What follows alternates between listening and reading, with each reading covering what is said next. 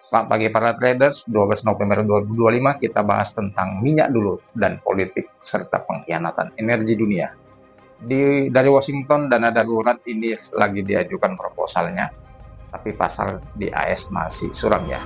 House of Representatives lagi siap-siap ngelolosin rancangan undang-undang pendanaan sementara alias the dark tape, biar pemerintahan nggak shutdown. Tapi ya di balik tepuk tangan politisi ini, pasar tenaga kerja Amerika Serikat lagi ngos-ngosan. Dan Goldman Sachs ini udah kasih warning bahwasanya non-farm payrolls Oktober kemungkinan jatuh 50.000, dan itu adalah penurunan terbesar sejak pandemi 2020. Di private sector kehilangan 11.250 pekerjaan per minggu. Ya, artinya apa ini? Dan ekonomi Amerika Serikat lagi pakai sepatu kaki tinggi. Kelihatannya tinggi tapi goyangnya oleng. Investor mulai sadar The Fed udah menang kali ya lawan inflasi, tapi kalah lawan resesi.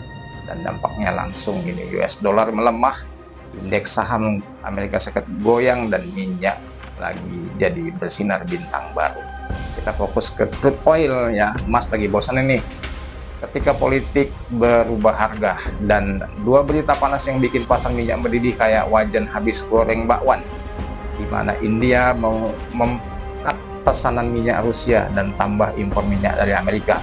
Ini bukan cuma soal harga murah versus sanksi, dia mulai realistis, resiko reputasi dan sanksi ini makin berat. Sementara minyak ya lagi agresif di diskon dari Amerika Serikat, pengirimannya juga cepat.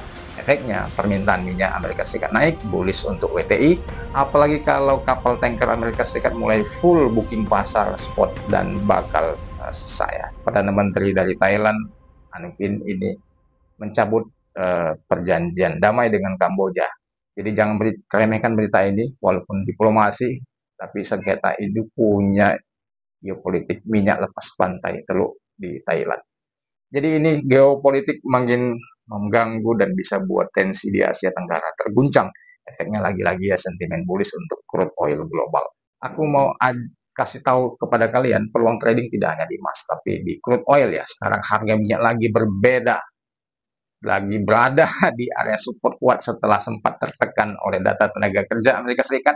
Tapi dua faktor geopolitik di atas bisa jadi bensin baru untuk reversal.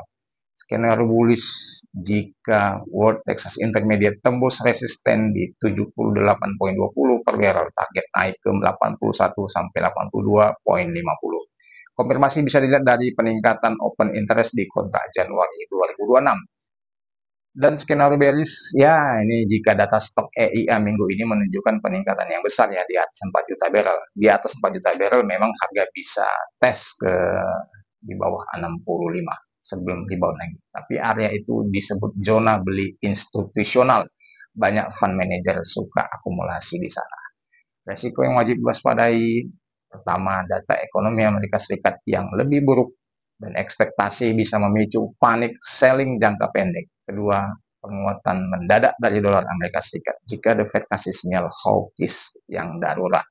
Ketiga, kabar perdamaian mendadak di Asia Tenggara memotong euforia geopolitik oil. Kesimpulannya begini, ini dunia sedang main catur energi ya. India geser langkah dan mengkhianati Rusia ke Amerika. Thailand mulai main api di lepas pantai, dan Amerika Serikat ini ya di dalam negeri lagi goyah. Dan trader yang cerdas bukan cuma milih mana yang dia suka dan ikut arah lilin, tapi yang tahu siapa nyalain apinya. Demikian dari aku Fauzi, semangat buat kalian, moga-moga kalian tetap profit. Salam